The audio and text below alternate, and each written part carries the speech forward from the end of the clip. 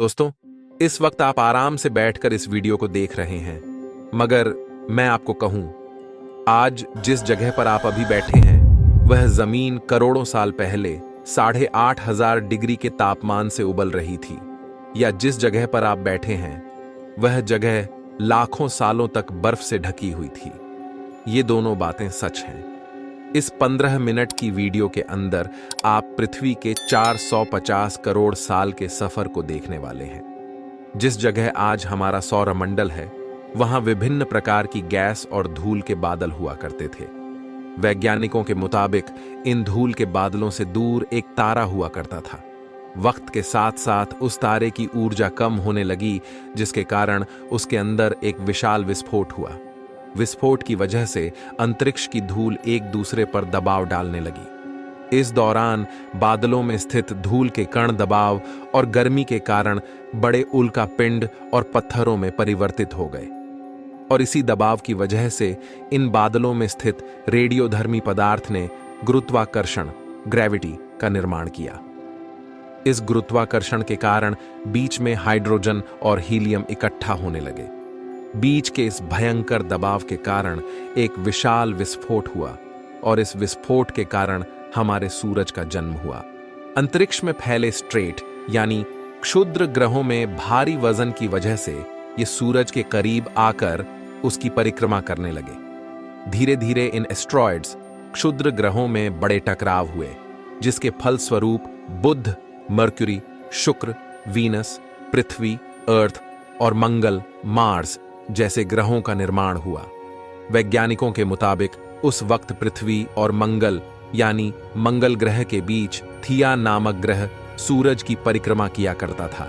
पृथ्वी पर गुरुत्वाकर्षण ग्रेविटी होने की वजह से सूरज की परिक्रमा करने वाले एस्ट्रॉयड्स अब पृथ्वी की परिक्रमा करने लगे, और धीरे धीरे करोड़ों सालों तक ये पृथ्वी पर गिरते रहे।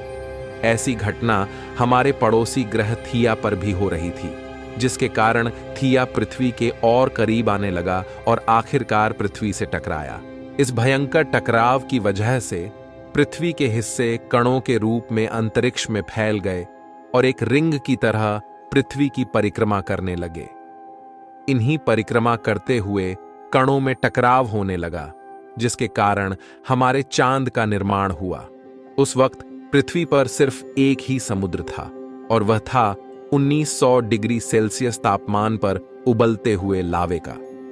उबल रही थीं वे सारी चीजें जिन्हें आज आप अलग अलग नामों से जानते हैं। वक्त के साथ साथ पृथ्वी धीरे धीरे ठंडी हो रही थी, जिसके कारण पृथ्वी के भारी तत्व जैसे धातु और रेडियोधर्मी पदार्थ पृथ्वी के केंद्र में जाकर इकट्ठा हो गए, और हल्के पदार्थ पृथ्वी की सतह पर आ गए।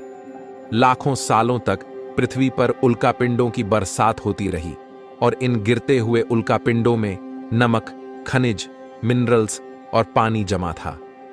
करोड़ों सालों तक ये उल्कापिंड गिरते रहे, और धीरे धीरे पृथ्वी की ऊपरी सतह पानी से ढकने लगी।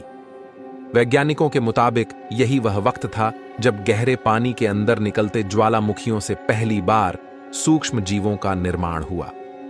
लाखों सालों बाद एक वक्त ऐसा आया जब पृथ्वी की पूरी सतह पानी से ढक चुकी थी।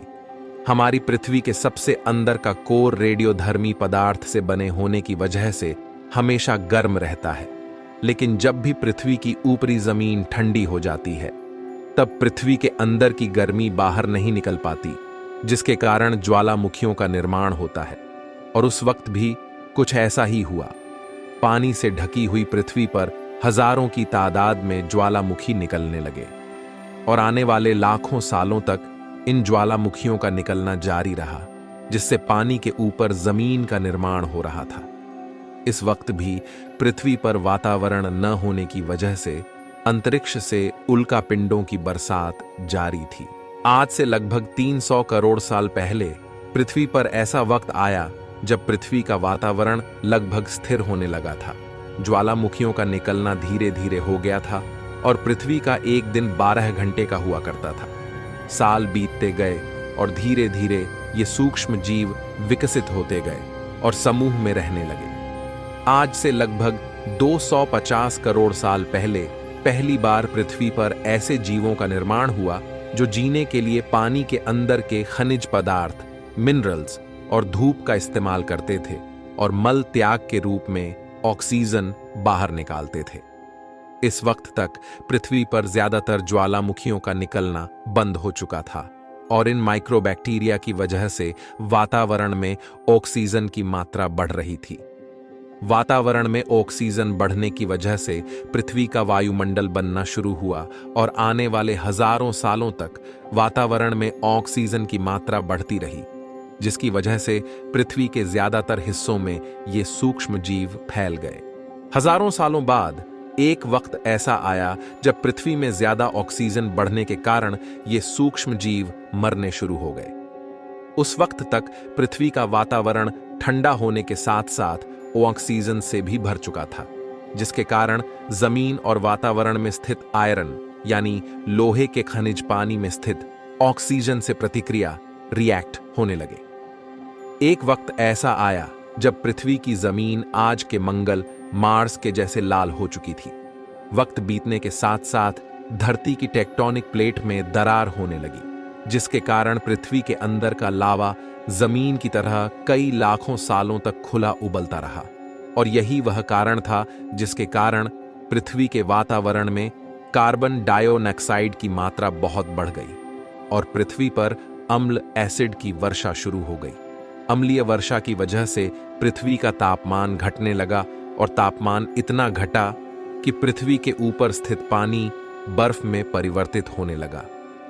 पृथ्वी पर पहली बार भयंकर बर्फबारी आइस एज आई। इस वक्त पूरी पृथ्वी सफेद बर्फ से ढक चुकी थी। आमतौर पर जब धरती पर सूरज की किरणें गिरती हैं, तब जमीन उन किरणों को सोख लेती है, मगर क्योंकि पूरी पृथ्वी बर्फ से ढकी हुई थी और बर्फ सफेद और चमकीली होती है, जिसके कारण सूरज की किरणें धरती पर गिरने के बाद वापस चली जाती थीं। इसी कारण से पृथ्वी कई लाखों सालों तक बर्फ से ढकी रही, मगर फिर से पृथ्वी के अंदर स्थित गर्मी ज्वालामुखी के रूप में निकलना शुरू हो गई और इन ज्वालामुखियों से निकलने वाली गर्मी ने बर्फ को पिघलाना शुरू कर दिया। इसी बीच पृथ्वी की गहराई में बचे कुछ सूक्ष्म जीव धीरे धीरे बदल रहे थे और अब वे ऑक्सीजन को अपने शरीर को बड़ा और जटिल बनाने के लिए इस्तेमाल करने लगे थे। इस बीच पानी में अलग से भी छोटे समुद्री पौधे निकलने शुरू हो चुके थे। जैसे जैसे ज्वालामुखी निकल रहे थे, वैसे वैसे वातावरण कार्बन डाइऑक्साइड के कारण गर्म हो रहा था। वक्त के साथ साथ बर्फ पिघलने लगी, मगर धरती पर फिर से अम्ल एसिड की वर्षा शुरू हो गई, जिसके कारण फिर पृथ्वी ठंडी होने लगी और फिर पृथ्वी की ज्यादातर सतह बर्फ से ढक गई। ऐसा बार बार कई हजारों सालों तक होता रहा और इसी कारण से अब समुद्री जीव धीरे धीरे वातावरण के हिसाब से विकसित हो रहे थे। इस बीच कई सारे जीव और समुद्री जंगल विलुप्त हो गए, मगर जो बच गए वे धीरे धीरे पृथ्वी के बदलते तापमान के हिसाब से ढालते गए। हजारों सालों बाद समुद्री पेड़ बर्फ की वजह से पूरी तरह से मरते या सूखते नहीं थे। अब सूक्ष्म जीव समुद्री जीव बन चुके थे।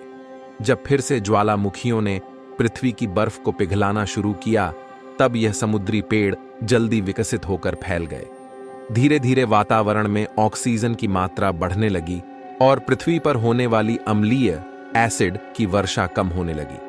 वातावरण में ऑक्सीजन आने की वजह से पृथ्वी की ओजोन परत मोटी होने लगी और आज से लगभग 47 करोड़ साल पहले पृथ्वी की ऊपरी सतह पर पहली बार मोसोज नामक पौधा उगना शुरू हुआ। वक्त के साथ साथ जमीन पर अलग अलग प्रकार के पौधे और पेड़ उगना शुरू हुए। एक वक्त ऐसा आया जब जमीन के पेड़ों की लंबाई लगभग 80 से 100 फीट जितनी या आज के 5 से 6 मंजिला बिल्डिंग जितनी ऊंची हो चुकी थी। यह वह वक्त था जब समुद्री जानवर समुद्र से बाहर निकल रहे थे और जमीनी जानवरों में परिवर्तित हो रहे थे। धरती की ज्यादातर जमीन एक जगह इकट्ठी हो चुकी थी, जिसे आज हम पैंजिया महाद्वीप के नाम से जानते हैं। पृथ्वी का वातावरण और तापमान लगभग स्थिर हो चुका था और अब करीब 21 से 23 घंटे का दिन हुआ करता था। अब समुद्री जीव पानी से बाहर रहने लगे थे और वातावरण के हिसाब से उनके शरीर का रंग रूप बदल रहा था। धीरे धीरे ये जमीनी जानवर डायनासोर में परिवर्तित हो गए। जिन डायनासोर ने पेड़ पौधे खाने शुरू कर दिए, उनका शरीर लंबा और विशाल रूप से विकसित होने लगा। कुछ डायनासोर शिकार किया करते थे, इसके कारण वे छोटे और तेज होते चले गए। पृथ्वी की ऊपरी जमीन एक जगह इकट्ठा होने के कारण ज्यादातर जमीन रेगिस्तान और बंजर हो चुकी थी। ज्यादातर जंगल समुद्र के करीब हुआ करते थे, जिसमें डायनासोर रहा करते थे। आज से लगभग 20 करोड़ साल पहले पेंजिया महाद्वीप टूटना शुरू हो गया। पेंजिया के विभाजित होने की वजह से पृथ्वी की ज्यादातर ऊपरी जमीन पानी के संपर्क में आने लगी, जिसके फलस्वरूप पृथ्वी पर हरियाली बढ़ती गई, जिस वजह से डायनासोर और ज्यादा विविध और विशाल होते चले गए। डायनासोर ने आने वाली लगभग 20 से 30 करोड़ सालों तक पृथ्वी पर राज किया। उस वक्त डायनासोर समुद्र से लेकर जमीन और आसमान तक पूरी पृथ्वी पर राज किया करते थे।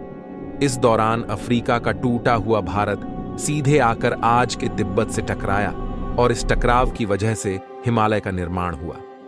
आज से लगभग 6.5 करोड़ साल पहले पृथ्वी की तरफ आज के माउंट एवरेस्ट से भी बड़ा लगभग 4.5 लाख करोड़ किलो जितना भारी उल्कापिंड लगभग 80,000 किलोमीटर प्रति घंटे की स्पीड से पृथ्वी की तरफ आ रहा था। पृथ्वी की सतह को छूते ही उसमें भयंकर आग लगी और वह जलते हुए सीधा पृथ्वी से टकराया। इस टकराव से निकलने वाली ऊर्जा आज के 10 करोड़ परमाणु बम एक साथ फटने के बराबर थी। जहां यह उल्कापिंड गिरा, वहां के जानवर और पेड़ तुरंत भाप बनकर जल गए। यह उल्कापिंड गिरते ही पृथ्वी पर पूरी तरह धूल फैलने लगी और समुद्र में भयंकर बाढ़ आने लगी। भूकंप और आधुनिक पृथ्वी को जलाना शुरू कर दिया है। कुछ ही घंटों में पूरी पृथ्वी के वातावरण में हानिकारक गैस और धूल की वजह से पृथ्वी नरक हो चुकी थी। डायनासोर घुटन, आग और भुखमरी से पूरी तरह विलुप्त हो गए हैं। इस वक्त हमारे पूर्वज जमीन के अंदर रहा करते थे, जिसके कारण वे इस विशाल प्रलय से बच गए। पृथ्वी का वातावरण पूरी तरह से काला और अंधेरा हो चुका था, जिससे धूप भी जमीन तक नहीं पहुंच पा रही थी। पृथ्वी के पेड़ और ज्यादातर जानवर विलुप्त हो गए। वातावरण में धूल और हानिकारक गैस के कारण पृथ्वी पर फिर से एसिड की वर्षा शुरू हो गई और फिर पृथ्वी ठंडी होकर बर्फ से ढक गई। लेकिन इस बार पृथ्वी की बर्फ लाखों सालों तक नहीं जमी रही। 80 से 90 हजार साल बाद यह बर्फ पिघलनी शुरू हो गई। जैसे ही धरती पर वातावरण फिर से पहले जैसा होने लगा, वैसे ही ये छोटे जीव जमीन से बाहर आना शुरू हो गए। उस वक्त पृथ्वी की बर्फ पिघलनी शुरू हुई थी, जिसके कारण अफ्रीका में घने ठंडे जंगल हुआ करते थे। इसी बीच यह जमीनी जीव बंदरों में परिवर्तित हुए। मगर जैसे जैसे पृथ्वी गर्म होने लगी, वैसे वैसे अफ्रीका के जंगल सूखने लगे। जंगल की चीजें खाने वाले बंदरों को खाने की कमी होने लगी। खाने की तलाश में इन बंदरों ने अपने पैरों पर चलना शुरू कर दिया, जिससे उन्हें दूसरे जानवरों के शिकार करने में मदद मिलती थी। धीरे धीरे बंदर एप्स यानी वानर में परिवर्तित हुए। खाने की तलाश में यह एप्स पृथ्वी के दूसरे हिस्सों में फैलने लगे और धीरे धीरे उनके शरीर का रंग रूप वहां के मौसम के हिसाब से बदलता गया। वक्त के साथ साथ हम आदिवासी बने। हमने हथियारों से लेकर आग का आविष्कार किया। हम अब धीरे धीरे इंसान के रूप में विकसित हुए। हमने धर्म से लेकर परिवार, भाषा और संस्कृति का निर्माण किया और वक्त के साथ साथ हम विकसित होते चले गए और आज हम इस पृथ्वी की सबसे विकसित प्रजाति बन चुके हैं। पृथ्वी को आज की तरह बनने में लगभग 450 करोड़ साल का वक्त लगा है और हमें एक छोटे जमीन में रहने वाले जानवर से इंसान बनने में कई लाखों साल लगे। मगर हमने इन 100 सालों में जितना पृथ्वी को गंदा और तबाह किया है, उतना आज तक किसी भी प्रजाति ने नहीं किया होगा। अब फिर से धरती को गर्म कर रहे हैं और कार्बन डाइऑक्साइड की मात्रा बढ़ा रहे हैं। वैज्ञानिकों का मानना है कि पृथ्वी पर फिर विशाल परिवर्तन होने वाला है। फिलहाल अब यह वीडियो समाप्त होता है। दोस्तों, आपको इस वीडियो को देखकर कुछ नया जानने को मिला है तो वीडियो को दोस्तों के साथ शेयर जरूर करें। साथ ही हमारे चैनल रहस्यमय दुनिया को सब्सक्राइब करें। तो चलिए कुछ इसी तरह के वीडियो में फिर से मिलेंगे। तब तक के लिए बाय।